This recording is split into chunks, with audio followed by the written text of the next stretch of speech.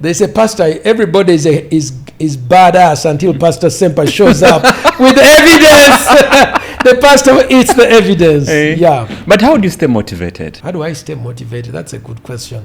I don't know if I can answer that. I read the Word of God. I have friends. I play with carrots and I eat them.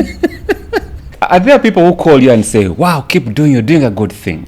Every day. Have you ever doubted your faith? A couple of times have been extremely difficult, but I've not doubted that God exists. How would you measure success? Doing God's will and in God's time, in the strength God has given to me. That's success for me. Hello, welcome to this episode of the Leaders Podcast, People, Purpose and Progress, with me, Simon Chris Makanga. Friends, if it's your very first time here, kindly go ahead and subscribe, like, share and comment. And for those of you that have been part of this family, this community, friends, thank you so much. Especially the newcomers that watched the previous episode. Friends, thank you so much and welcome to the family of leaders. Remember, we are elevating one another, promoting a follower to become a leader and a leader to become an agent of change. Our special guest is an amazing gentleman, one I've always been wanting to sit down at his feet and learn so many things. We have watched him from a distance on your TV, on your phone. He's a great advocate against LGBTQ. And I would say I'm an advocate for the family. For the family. Mm-hmm. And he's an author of this amazing book. Why Are You Gay? This book is coming out in a few days, a few months to come. Next month. It's actually available already, but I'll be launching it. So it's going to be launched next month. Next month. And Why Are You Gay? Africa's Resistance to Homosexuality. Remember, this is just volume 1. Pastor Dr. Martin Ssempa. Yes. It's a pleasure to have you on the Leaders Podcast. Thank you. People, Purpose, and Progress. Yay! I am super excited about this conversation. Yeah. One, as a leader, you are an agent of change. People listen to you and they make decisions. We learn from you. There are followers below us. They are also going to learn from this conversation. First of all, thank you so much for accepting my invitation. It's going to be all around conversation. We're going to have a conversation about life. We will speak to this amazing book. And I read your biography. You have quite a number of touching stories. But I'm curious to know the kind of picture, if you were to throw yourself back in a memory when you are little, do you have any memory that speaks to who you are today? Well, thank you, Simon Chris Makanga. And I'm glad for everybody who's watching. In the year of our Lord 2025, I'm 57 years old now. I was born in 1968. I was born to two people who really should not have fallen in love. My father was Indian, Asian Indian, and my mother was Uganda African. And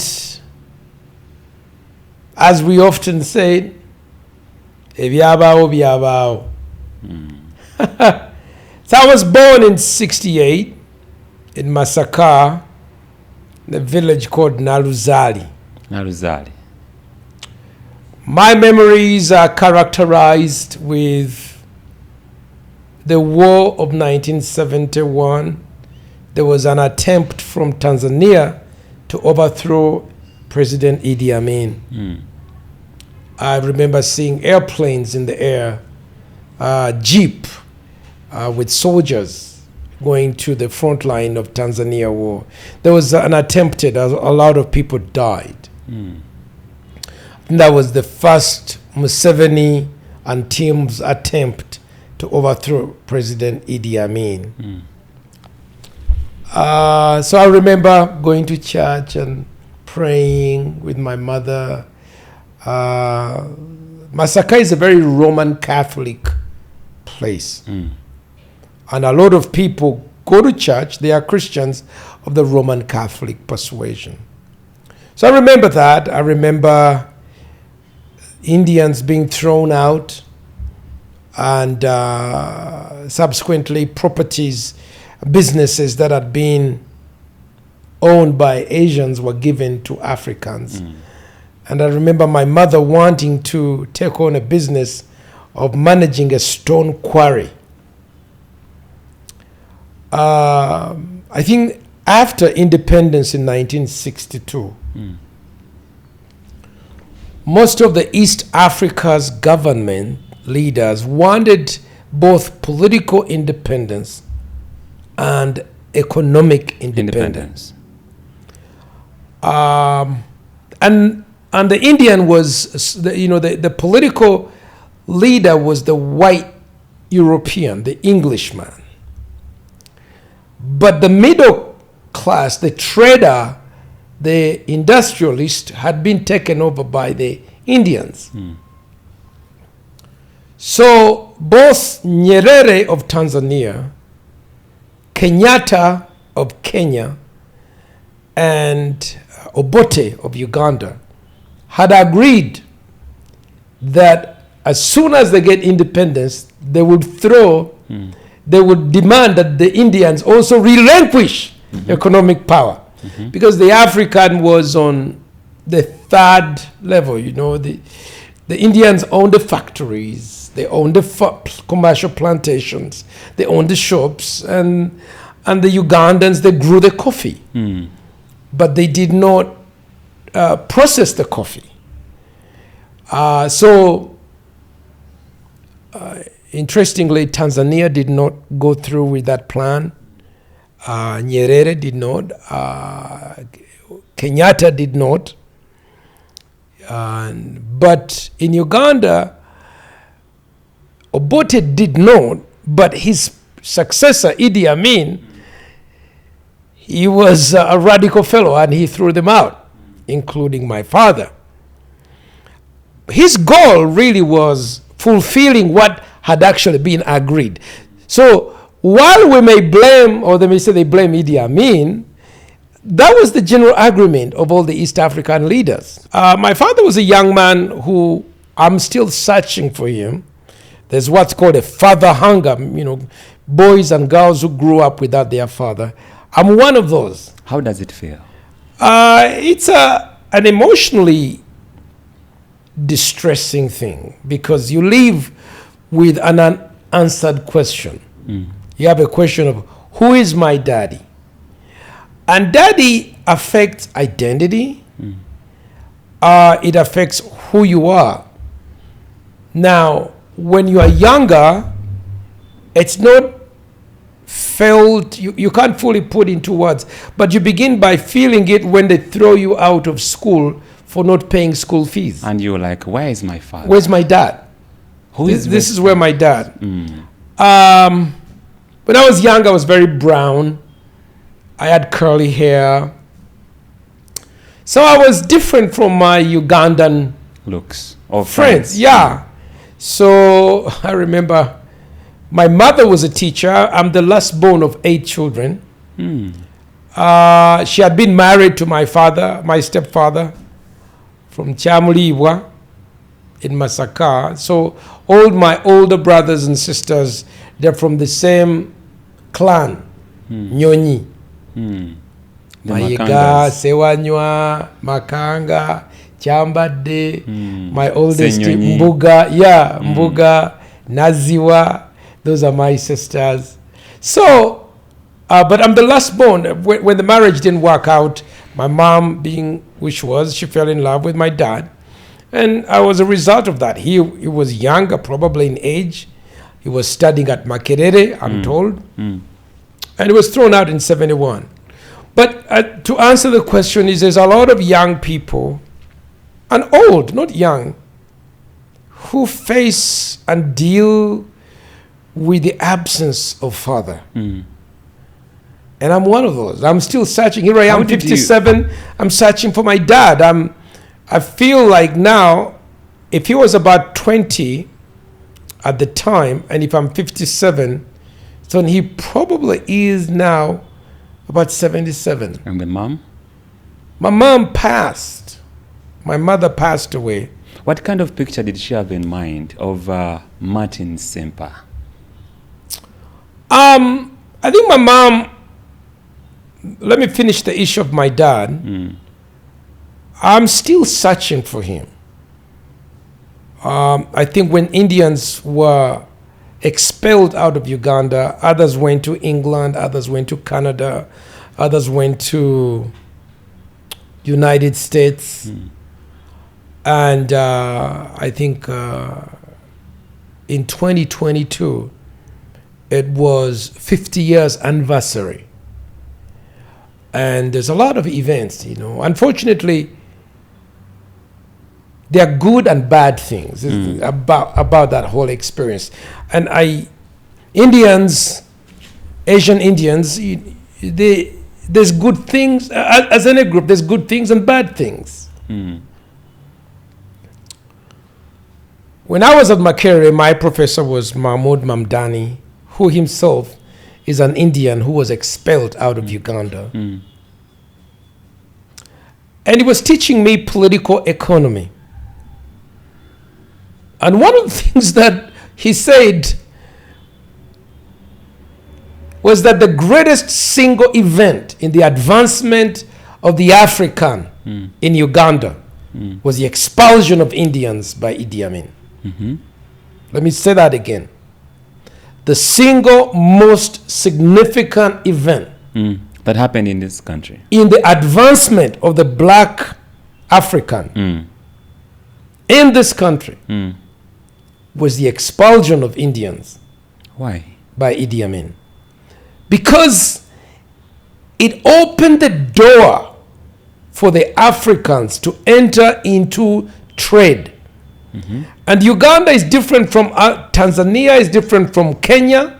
In Uganda, there's an ownership of the economy that was owned by the African, differently from Kenya, from Tanzania. So my mom, who wanted to be a stone quarry, it didn't work out. And let's say there were 10 businesses that the African took on. Maybe 5 collapsed or 6 collapsed, but there were 4 that survived. And it produced a class of Ugandans from the 70s who were successful. And while we do have challenges, as it's true, we've had governance challenges, it should be looked that out of that event, some good things happened. Ugandans became involved in the economy. They began owning the coffee factories. They began owning the sugar factories. They entered into trade. Chikubo. There was no Chikubo before. Most Ugandans were mostly at Katwe. They were Jua Kalis. At the turn of the century, at most Ugandans were either in the Jua Kali industry. Most of the buying and selling was done by Indians. So there's a way in which we have Ugandans in entering trade. 2, the Indians that were expelled, yes, there were many who had unfortunate experiences, but there was a good thing that came out of it.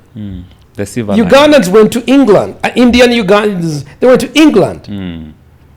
And because they're very diligent in business, they became the economic backbone of England to today. When you look at those who went to America and Canada, they became the economic backbone of Canada and American business where they have invested. I mean, the recent appointment of Kash Patel, President Trump appointed him as the head of the FBI, the Federal Bureau of Investigation. And he gave a speech that he is an Indian, an American Indian of Ugandan descent, whose parents were from Uganda. So look at that. You've got the lords, you have businesses, Canada. I think even in Canada, there's a big community of Asian Indian. So much, I actually plan to put up a museum in honor of my father. I'd wanted to do it, but it's something I couldn't do. I've been writing this book, so that's been extremely busy. But I'm hoping next year to set up a museum in honor of my father. So does that mean that you have given up on the hunt for him? No, I haven't. I'm still searching. But there's a sense in which there is a clock is ticking. Because, somebody 77 being found, you're getting older. So you have to move quickly. I did a DNA test recently. My sons helped me. And I discovered, when you do a DNA test, they show you who are close relatives. And I discovered that the closest relatives that I did have, they were all called Patels. You're kidding. Now, my mother she didn't. The Patels are one of the richest people. Well, I guess I may have a building or two somewhere. And I keep telling people, I said, you know what? One of these days, I may discover who my father is, and I may have maybe a building or two in Kampala or Masaka, and I may become like Sudhir. Can you imagine? But how does that make you feel, Pastor? What? The fact that now you're starting to get closer to know where you came from. When you're 57, at a certain point, it doesn't matter what people think, and it's very important people to know. I wish people can develop that competence earlier. Pastor, one thing that happened to me, I had a conversation with my dad, and I asked him that, what did you want me to be? Because I studied Senior 5 twice. I first did PEM-TD, science. What's PEM-TD? That's physics, economics, and mathematics and stroke technical drawing. And I was promoted to Senior 6, but then it's not what I wanted to be. Okay. I've always wanted to be a journalist and feed off the mic. Yeah. So I went and asked the headmaster that, hey, look, this is not what I want to be. I want to be a journalist. So we called my father, we had a discussion, and he agreed that I should go on and do the arts combination.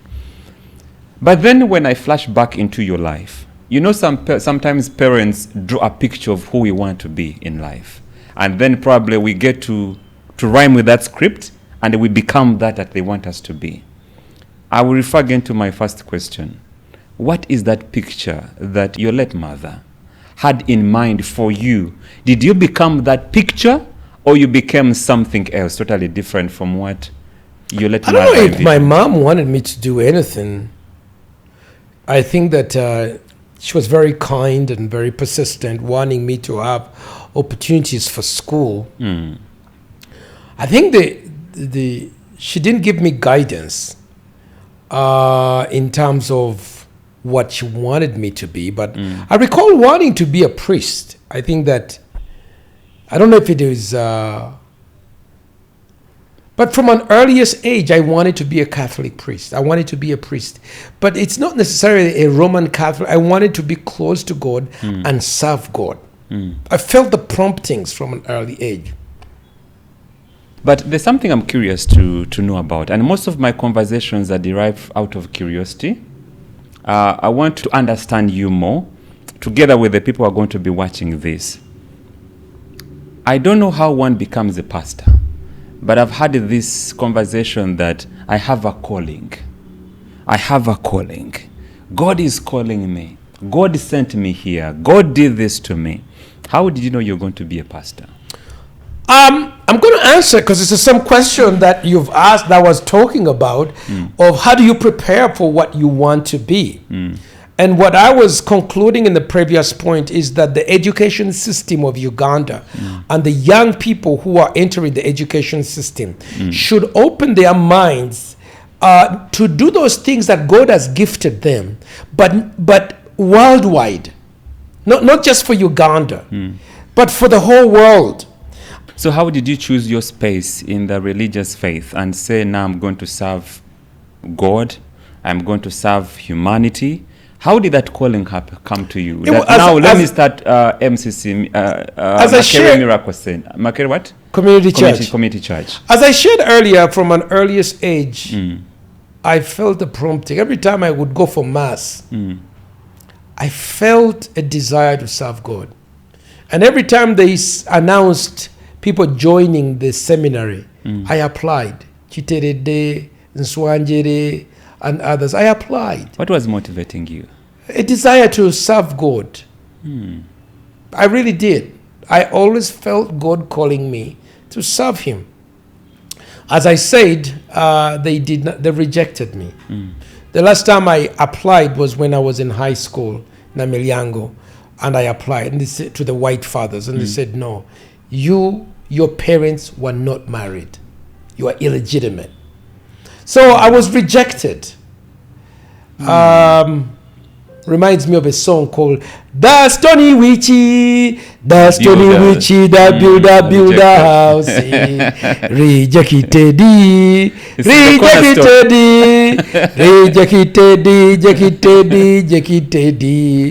rejected. So I would say the song which the Ssempa Witchy, Pastor Ssempa, which was rejected. Yeah. So anyway, the cornerstone. I ended up in the born again, not because I was really interested. I went to a bookstore in Wandegea. I found a pretty girl who was the bookstore keeper. It was a Baptist bookstore. And that was 86. I liked her. She looked pretty.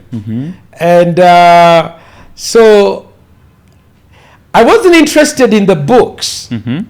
You were interested. I was interested in a pretty girl. I was a teenager. I was pretty popular at the time. I was a break dancer, and I'd emerged as a breakdance champion of East Africa in 1986, 87. 86 and 87, I was. So I was popular. And the girls liked me. I had social capital. So I thought that I could make this girl to be my girlfriend. It didn't work out. I was in senior 5, senior 6, Namilyango. But I kept going back to that bookstore, and she invited me to a Bible study. They had a student work of, it was the Baptist Student Center. They were doing a great work at the time. At College Inn, Wandegea. They used to give tea with bananas. And that was quite significant.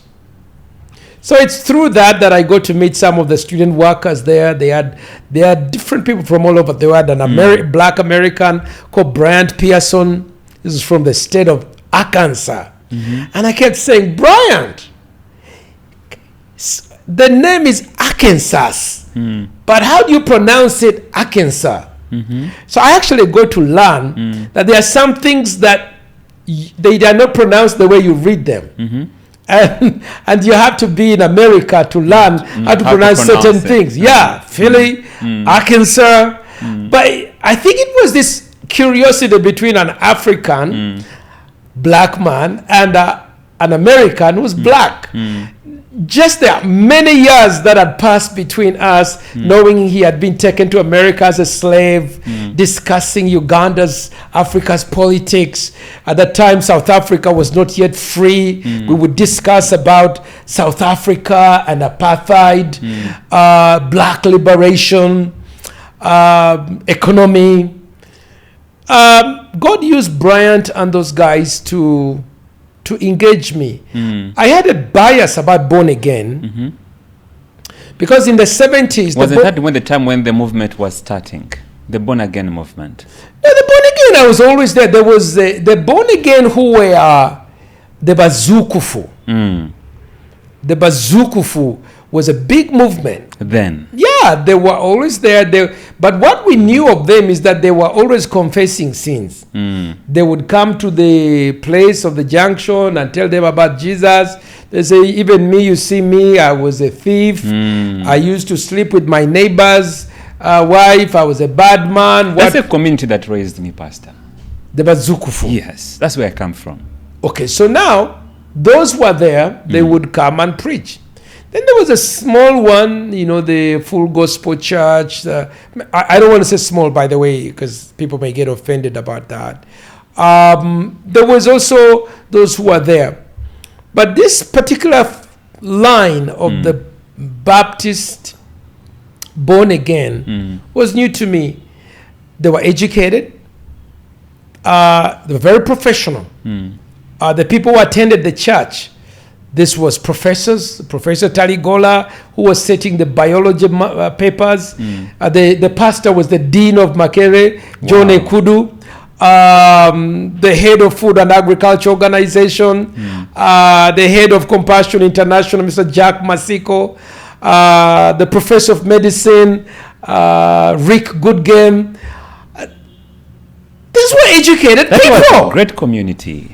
So, by the way, the Baptist church is a small church with disproportionate influence in the country because they focused on training a few people in the education media. Unfortunately, they pulled back at the great focus on reaching university students. But out of that, you get people like Paul Bachibinga. He was 1 year ahead of me. He's on the BBC. He's teaching, focus on Africa. He's a great communicator on BBC. He's a lawyer. Mike Chibita, his worship. He's a Supreme Court justice. Today. His wife, Monica Chibita, she was a student worker. One of the people who were teaching me at the time. Pastor, given where you have come from, your story when you're a little boy, without a father, now you've grown out to be a responsible citizen. You're an agent of change. Hopefully I am. If you weren't, probably you wouldn't be having the following and you wouldn't be producing such content. How would you measure success? Well, I think that doing God's will in God's time, in the strength God has given to me, that's success for me. I think that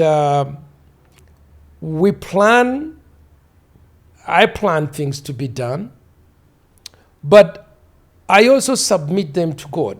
You trust in the Lord with all your heart, lean on not on your understanding. In all your ways, acknowledge Him, and He'll make your plans succeed. But I want to succeed in the things that I've set myself out to do, those things which God wants me to do. I'm an African, I'm a family man, I'm an intellectual thought leader. I must have success in the areas of economics. I must make money to be able, the Bible says a righteous man leaves an inheritance for his children's children. I don't believe in the current European marks where they say, I've made my money, the children should also make their money. It's true, they can make their money, but that's not a Christian view of the world. So success for me is doing what God wants me to do. I've mostly focused on reaching the university students and discipling them because, as I shared with you, the Baptist Student Center was reaching the students, and that's how I was reached out to. That's how I was mentored and became a strong born-again Christian. And I think that's how I was saved from dying from HIV/AIDS. Yeah, I would have died. That's for real. I lost so many of my people. So I want to finish strong. But I want to enjoy life. I can't wait. These days I go to the gym and work out because I'm like, I gotta see the day when Africans are the dominant race on the earth. I can't wait for that day. Because that, you see, with the demographic winter, you can actually see the curve coming down. So I look forward to that. I want to keep in good health. I look for the day when they'll be begging people at the US Embassy, at the European Union Embassy, please, we beg of you. England will be begging. I can't wait. I see it coming? Can't wait. Do you see it coming? It is. It's going to come. Look, these people are no longer reproducing. I don't know who bewitched them. Wow. I don't know who bewitched them. The Japanese, they're telling that they don't have sex. I don't know if you know that. Japanese are happy with their, I don't know if it's their electronics. They don't have sex. They don't get married. They're begging them to get married and have sex and bear children. They are not. They are creating, you know, these days, I saw it in China, they have virtual boyfriends. A computer that answers you, hey, sweetie, hi. So, but we Africans, we love children. Wow. So I look forward to that. I look forward to the day when the demographic reality will be such that the Africans, our time, When the table flips. flips. Now, Pastor, let's go into our segment where we bring in the rapid questions. But remember, it's not a courtroom. Say pass where you don't feel like answering. You are an advocate for HIV/AIDS, and your story has been told a couple of times, where you lost your brother and a sister in your arms due to HIV/AIDS, and then you come out big. You started with a movement in schools, moving to different parts of this country, spreading the gospel of HIV/AIDS. Of abstinence, being faithful in marriage. Yeah. And then not only that, you also came up with an amazing book where you're speaking about LGBTQ. Yeah. And then you're also preaching the word of God. What is life? How would you measure life? The question you ask about my work in HIV/AIDS, I'm glad. I've spent about 30 years working on that, and I've been involved in writing policies for the Uganda AIDS Commission. I've been involved in grassroots work. I've been involved in championing the ABC and become very successful. Uganda is the only country that has ever turned back a generalized epidemic from about 30, a seroprevalence of about 30% to about 6.5. Unfortunately, our success became our problem because the Europeans did not like behavior change. In fact, that's how I first confronted the issue of LGBTQ, because for the Western world, LGBTQ, they decided to use HIV/AIDS as a means of political mobilization.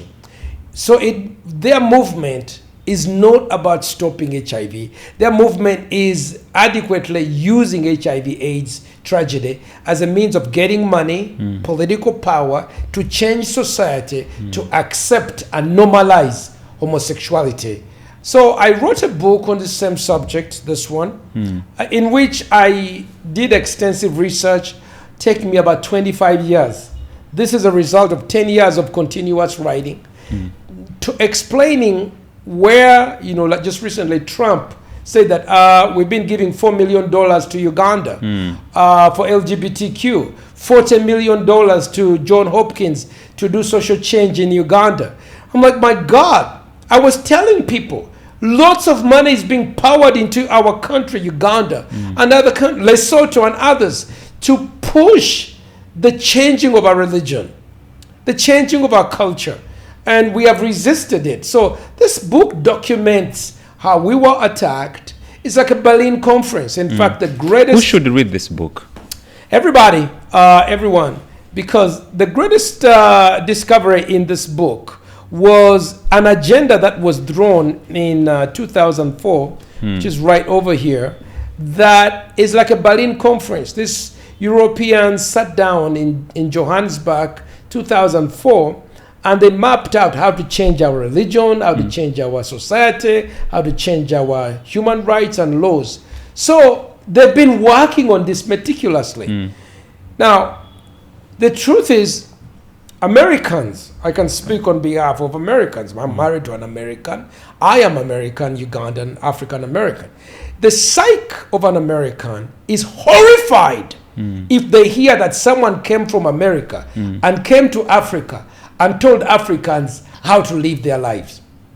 Americans are very, hey, you do your thing, we do our thing, do whatever. But these guys, they've been lying, they've been deceiving, they've been putting a lot of money into the experiment, And unfortunately, a lot of people have been hurt. People have been denied visas. People have been denied scholarships. Uganda has been labeled a very bad country. We've been denied financial services in the World Bank.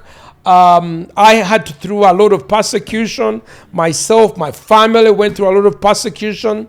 And I actually think that we deserve an apology. In the middle of Second World War, America was doing research on syphilis. There's always a challenge when soldiers go to war that there is STD, sexually transmitted diseases. Now, syphilis is a huge problem, both in the First World War and the Second World War. So American government decided to work together alongside Rockefeller and big pharmaceutical company with an African-American school called Tuskegee Institute of Technology. And unfortunately, they did a bad research on the Africans where they convinced them that they were treating them for syphilis when they were not. Ooh. And they were infected with syphilis. And many of them died horribly. Are all those documented in this book? Painful death. No, a little bit of it is horrible deaths where anyone who used to speak about it, there would be silence because of the power of pharmacy, big pharmacy and big government. But it was only the whistleblower.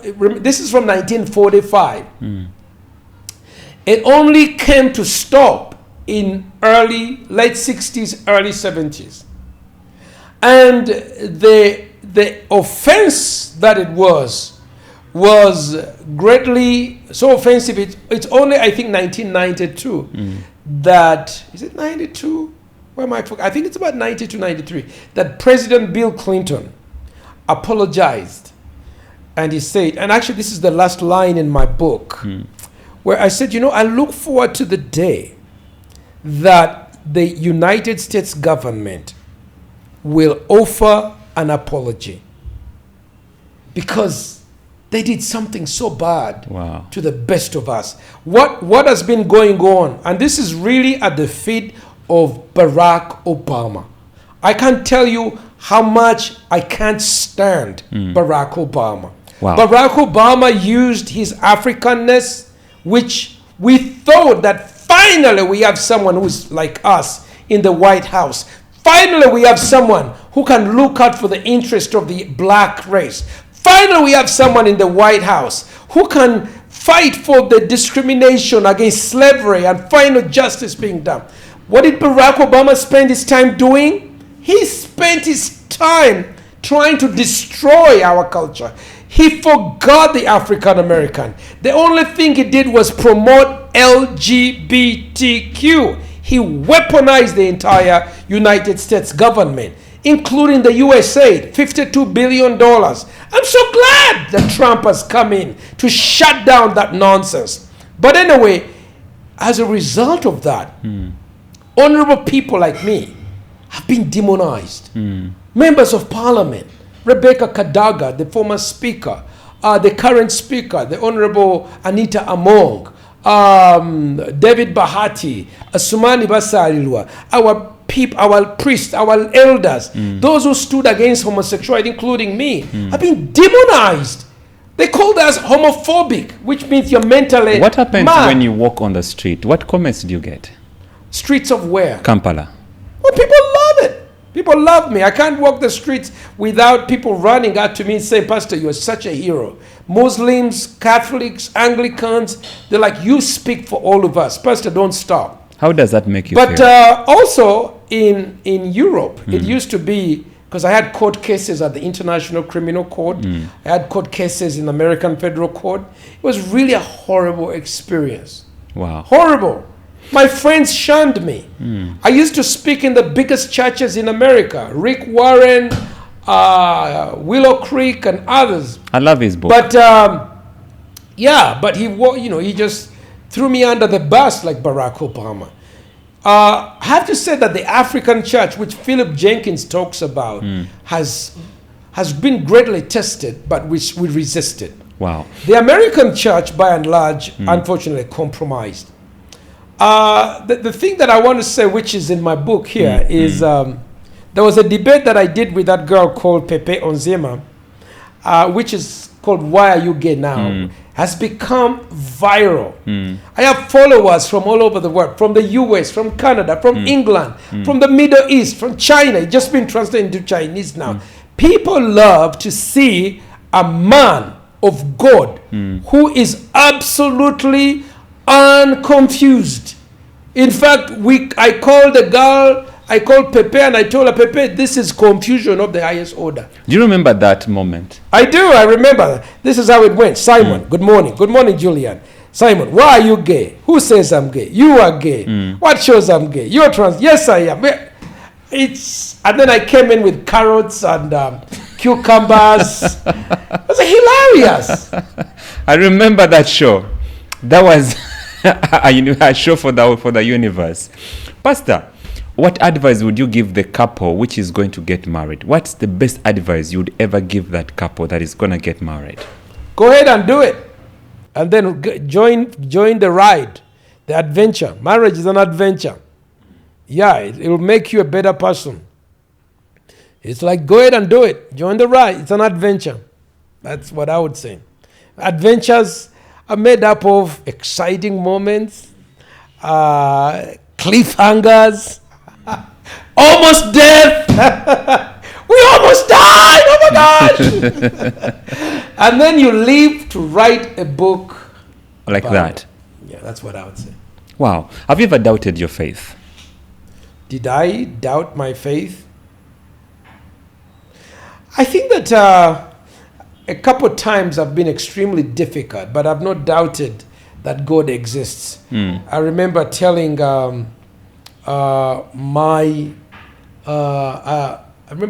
Pastor Michael Chaze that you put me in the wrong thing. There's a time when one of the pastors in Kampala had problems with his church members. His church members accused that pastor of sodomizing them. And then that pastor or bishop projected at people who had no idea about that issue, which included me.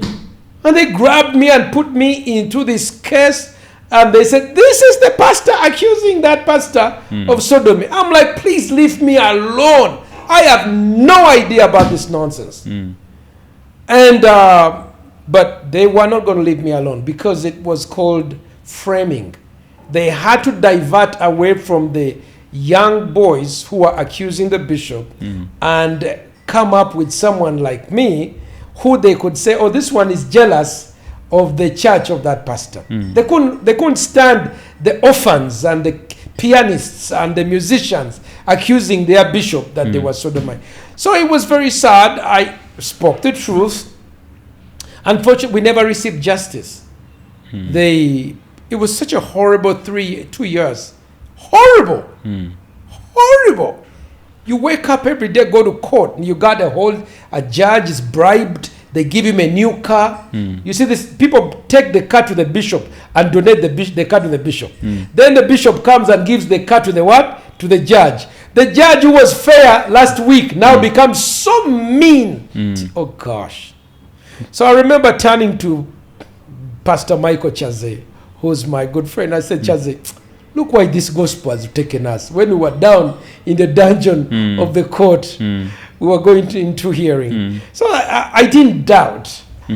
I despaired and I put words to it. And it's okay to put words into it, you know. The second one of the lowest moments is when I was writing this book.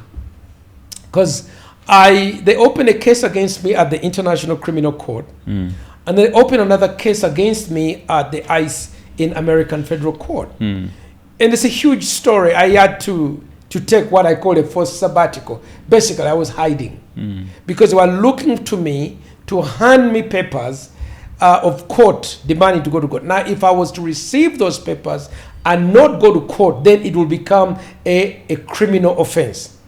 But it was a civil, offense. It was they were suing, they were fishing. You know, like someone, they go fishing in the water. So I took a sabbatical, and I'm like, I'm not going to give these people easy time. Let them look for me. So as I was doing that, it was very, very difficult life. It was about 2-3 years of being by myself. How did you walk out of that? Well, first of all, you have to hear how it was. It was extremely dark. My wife had to go back home. My children would cry thinking about me. It was a very dark time. I had to keep moving from house to house.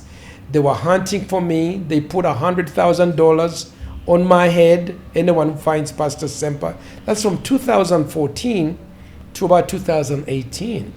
So, and why were they after me? Was because I was involved in articulating the view that a man cannot be a woman, homosexuality is unacceptable to Africa, and debating it and supporting the Anti-Homosexuality Act. So that's it. So it was extremely hard. So when the world was dark, did you ever feel the presence of God? Like, because what you're fighting for is the creation of God. Did you ever feel his presence? Yeah, I think that what he did was the fellowship was very strong, and I had some of the most amazing moments. But he spoke to me and said, look, you may think you're running away from your enemies, but I needed you to have time with me to write a book. That's a silver lining. This is the book. Ooh. I began in 2014. I thought I would have it out maybe. It's 10 years later. This is the book. It was born out of tremendous tears. So meaning out of that darkness, this is the product. If I wasn't by myself, I would not have done this academic work. Wow. I would not. It would take me 100 years to do this book. Even if you gave me 100 years, I wouldn't have done that. And I see this is just volume 1. Yeah, I'm working on volume 2. How many pages? Let me see. It's almost 550 pages. Wow. What's the biggest challenge you've ever encountered? I think when I did write, I think a couple of them, as I've mentioned, one being wrongfully accused by a bishop who messed up the entire justice system. It's hard because you grow up thinking, the police will investigate. The judge will give me a chance to... we were never given a chance to defend ourselves. Never. The case was closed. That was very hard. And then the second one, as I've shared, was when I had to, again, suffer being a fugitive for standing for marriage and family. That was very tough. That's very, very hard. I think those are two things that have been extremely difficult in my life. Where are you taking the fight against LGBTQ? Where is it heading now? I think now we need to challenge the ideology. I was involved in voting President Trump in. I went in and I voted. And I feel good about it. I feel good that I voted Trump. In fact, he's doing much better than I'd thought. He's doing great. He's breaking down the funding system of this cartel.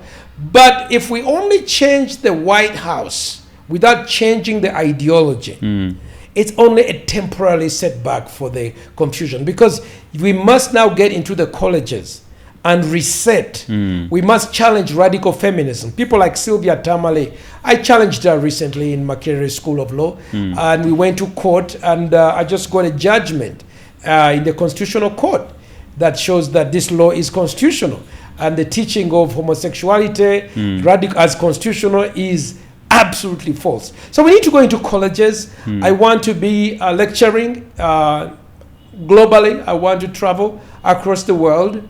I want to contribute to the redemption of the minds of people, because we have people who are convinced, like Pepe Onzema, that young lady. She was convinced that she was born in the wrong body. Nobody is born in the wrong body. And then they proceed to take steroids. They take these hormones to mess them up permanently.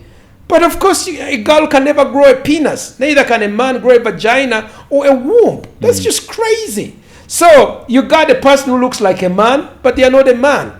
The whole idea is androgyny, So we need to challenge them. I'm going to be doing lectures. I want to go to Oxford. I want to go to Cambridge. I want to go to the major thought leaders of the day. I want to be asking them the question, why are you gay? Why are you gay? Yeah. So you're taking the book global. Yeah, this is it. Uganda has a story to tell. Many countries were absolutely afraid. We were not. We stood strong. We now have a story to what? Wow. And it will inspire others, including, as I conclude, my good friend Rick Warren. Rick folded. Rick turned against us. Rick sold out to the homosexualists. It's very sad. He wrote a good book, Purpose Driven Life. I'm happy. But he turned against me. He turned against Uganda. He condemned us. He called us all sorts of names because he was manipulated and couldn't stand. But you know, there's something called courage.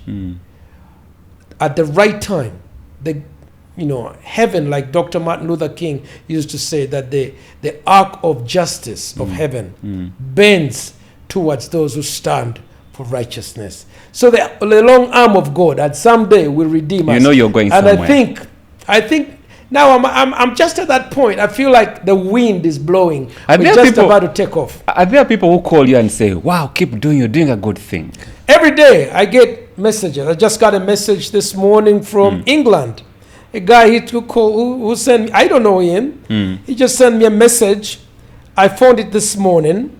And this is what he was saying. He just wanted to encourage me. He said, Pastor Ssempa, it's possible that, what's his name? Is it Cameron? Yeah, Cameron. Here it is. This is what he says. Dear Pastor Dr. Martin Ssempa, I'm 31 years old, and I want to tell you that you have not only brought a smile to my face for over a decade, but you've shown me the true unwavering steadfastness of someone with such faith that they can receive the onslaught of today's world and face it with a genuine smile and limitless resolve. Wow. I don't know if you realize sometimes how inspiring you are. Perhaps it may not be good for humility to say it like that, but I felt moved to say it. Today I was sorrowful and spent hours in prayer, and while still somewhat sorrowful, I thought to reach out to the person who had brought me joy for over a decade. How did you feel? Honestly, Pastor. Well, I felt great. I felt good. Here it is. Someone's from Ireland. He's thinking about me. He's encouraging you. Even offered, hey, Pastor, I can help you with your YouTube channel in case you need help. Ooh. So he's offering. I have another one from Germany. He calls me. He said, Pastor, you have managed to crack the algorithm of the LGBT firewall. Have you ever converted any? You and Simon Njala, in that debate called Why Are You Gay, were able to overcome what's called a firewall. A firewall is where nobody could debate this issue without being blocked off, fired, stopped. But in the combination of comedy, debate, the naivety of Njala, who says, why are you gay? And the Pastor curiosity. And then Pastor Ssempa, who comes in with a carrot. With a carrot and said, a carrot is different from a cucumber, and a cucumber is different from bogoya. So I think that between that, and then Pepe Onzema, who was there, because I asked her, Pepe, what is your, do your parents approve of you? Yes. I said, what is your tribal name? She's like, what is your clan name?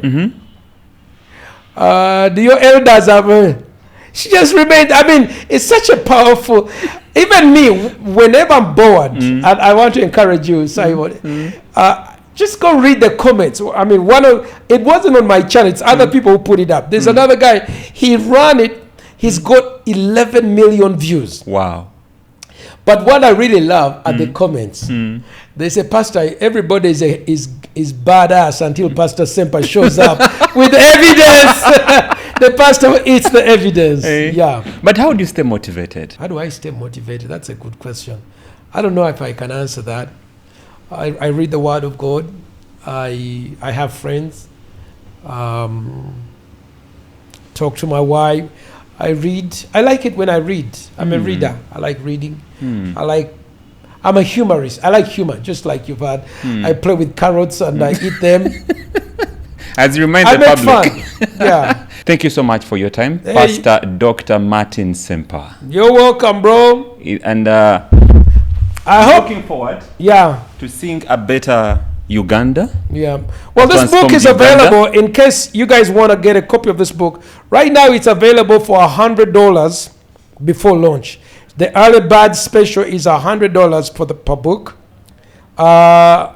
Signed, autographed. And then after that, after the launch, it will come down to 200,000 shillings. I think my it's number worth is it. 0772 64 1028. You can be able to reach me in my email, sempam@gmail, which I hope you can be able to give to the people. Wow. Yeah. Thank you so much, Dr. Pastor Martin Ssempa. You are welcome. Yes, I like the fact that it was written in the dark moment, and it's most of the times wisdom is gotten in the dark moments. That's why he gives you instructions and go speak and do things that will change the world. Friends, that is it for the Leaders Podcast. People, purpose, and progress. It's been an amazing conversation right from the Genesis up to now that we are going to say bye-bye to you. But before I do that, may the good Lord of Abraham, Isaac, and Jacob be with you until we meet in another episode. But for now, it's a bye-bye.